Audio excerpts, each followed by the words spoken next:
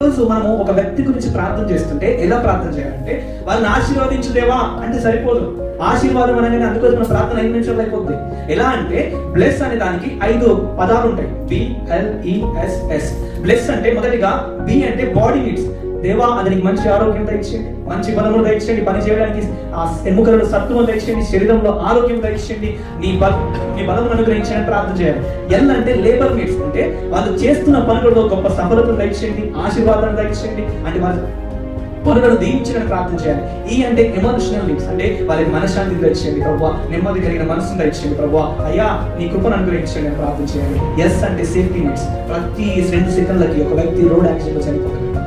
ఇప్పటికి 2 గంటలు అవుతుంది. కొన్ని వేల మంది ఈ ప్రపంచాన్ని విడిచి వెళ్ళిపోయారు.